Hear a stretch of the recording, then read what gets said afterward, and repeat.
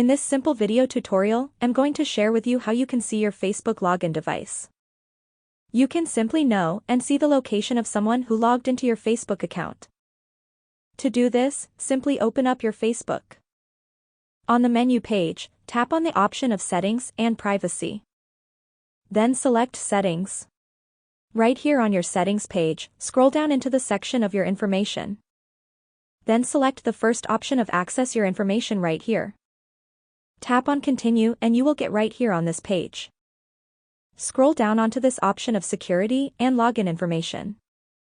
On this page, select the first option of where you're logged in. Right here you will see periods of time that you have been actively logged into Facebook. So guys, to get to know the location of someone who logged into your account, just copy the IP address and head into your Safari.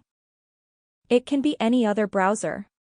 Then paste in the IP address to the search bar and you will know their location. You can log them out as well. Get back to your Facebook. Tap on these three lines and select Log Out. They will get logged out immediately. That's how easy it is to check your Facebook login device and also to know the location of someone who logged into your Facebook account. If you have any questions, just let me know in the comments section down below.